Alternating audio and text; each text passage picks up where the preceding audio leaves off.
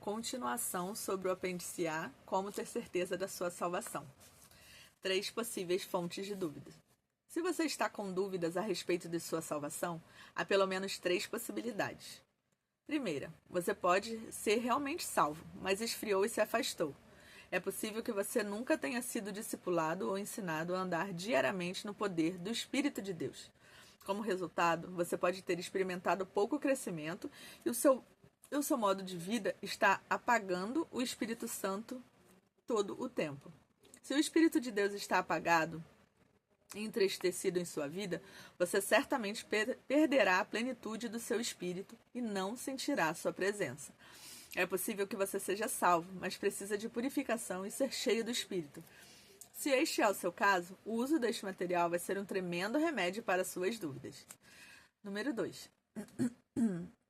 Você pode ser salvo, mas Satanás está constantemente o acusando e semeando dúvida em sua mente. Apocalipse 12:10. Se Satanás pode mantê-lo com dúvidas, seu crescimento espiritual será mirrado e seu serviço a Cristo limitado.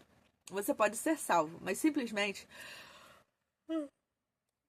precisa aprender como permanecer firme nas promessas de Deus e resistir ao inimigo de forma eficaz.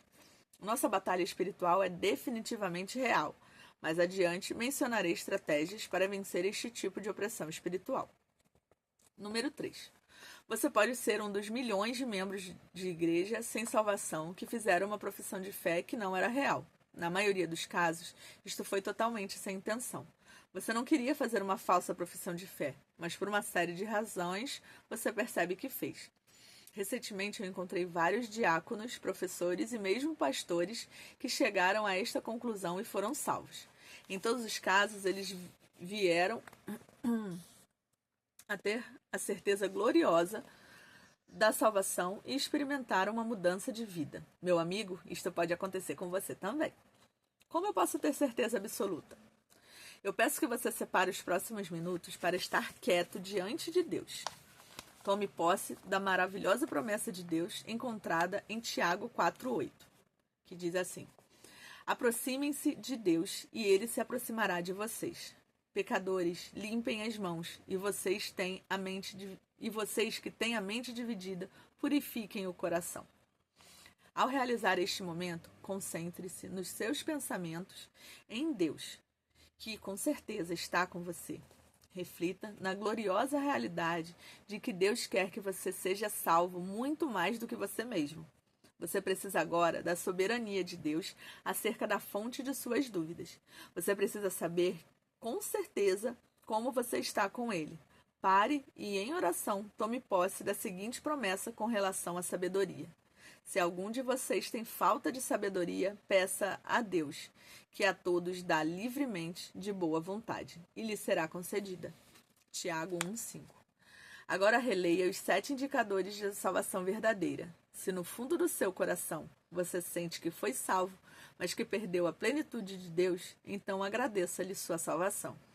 Você deve então retornar à página 1 do livro e trabalhar através das escrituras contidas neste material, confessando seus pecados e clamando pela plenitude do Espírito. Você descobrirá a alegria de sua salvação. Suas dúvidas vão derreter-se à medida de que você for sendo cheio do Espírito de Deus.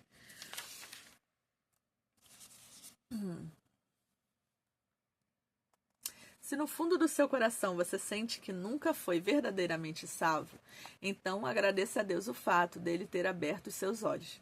Não é por acidente que você está lendo ou ouvindo este capítulo. Deus falou com você por uma só razão. Ele quer que você seja salvo agora mesmo. É tempo de deixar todas as dúvidas para trás. Meu amigo ou minha amiga, você terá paz quando aprender a confiar na palavra infalível de Deus e não nos seus sentimentos. Sua salvação não depende deles, mas do poder infalível de Cristo, porque a sua salvação está baseada na palavra de Deus. Leia atentamente os textos a seguir. Deus o ama e quer que você seja salvo. João 3,16. Porque Deus amou o mundo de tal maneira que deu seu Filho unigênito para todo aquele que nele crê, não pereça, mas tenha a vida eterna. Prezado leitor, coloque seu nome nesse versículo no lugar da palavra mundo e todo aquele. Agora eu quero que você leia o versículo com o seu nome. Leia pausadamente e em voz alta, pelo menos 3 vezes. Porque Deus amou você de tal maneira que deu seu Filho unigênito para você que crê nele não pereça, mas tenha a vida eterna. O próprio Deus está colocando no seu coração o desejo de vir a Jesus. Em João 6,44 diz: Ninguém pode vir a mim se o Pai que me enviou não o atrair. O próprio fato de você estar lendo ou ouvindo este livro e ter um profundo desejo de conhecer a Cristo é uma prova clara de que Deus o está atraindo para Jesus. Se você realmente deseja ser salvo, pode descansar seguro de que Deus lhe deu este desejo e o receberá.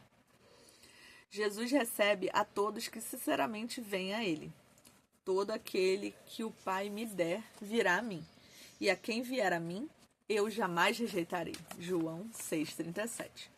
Por favor, aproprie-se da promessa de Jesus de ser recebido agora mesmo. Ele está dizendo que não há como rejeitar alguém que vem sinceramente a Ele. Pela sua infalível promessa, Jesus lhe garante que ouvirá e responderá seu pedido de salvação. Você deve receber a vida eterna como um presente de Deus, pois o salário do pecado é a morte, mas o dom gratuito de Deus é vida eterna em Cristo Jesus, nosso Senhor. Romanos 6,23. Pois vocês são salvos pela graça por meio da fé, e isto não vem de vocês, é dom de Deus. Efésios 2,8. A salvação é um presente que não merecemos e algo que não podemos comprar. Nós recebemos a salvação através da fé simples, como a de uma criança, não através de esforços humanos para ser uma boa pessoa. Todos os seus atos de justiça são como trapos imundos. Isaías 64:6. Jesus tomou toda a culpa e sofreu a sua punição. Todos nós, tal como ovelhas, nos desviamos, cada um de nós se voltou para o seu próprio caminho. E o Senhor fez cair sobre ele a iniquidade de todos nós. Isaías 53:6. Mas Deus demonstra seu amor por nós. Cristo morreu em nosso favor quando ainda éramos pecadores. Romanos 5:8. Meu amigo, Deus tomou todos os seus pecados e os colocou sobre Jesus, que sofreu a punição e morte por todos os seus pecados, passados, presentes e futuros. Se você receber o perdão de Jesus, não haverá absolutamente nenhuma razão para Deus o condenar. Deus lhe dará um novo coração e a graça para mudar. Portanto, se alguém está em Cristo, é nova criação. As coisas velhas já passaram, eis que surgiram coisas novas. Segundo Coríntios 5:17. Você não precisa se perguntar, como eu posso mudar? Pois é Deus quem o transforma, e não você mesmo.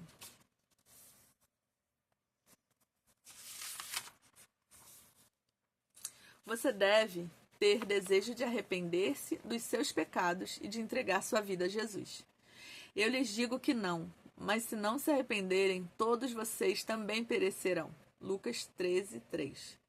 Eu gostaria de enfatizar que o arrependimento não é um tipo de esforço humano para ganhar a salvação, pois somos salvos pela graça através unicamente da fé. Salvação tem a ver com graça, não com obras. Romanos 9:11-12.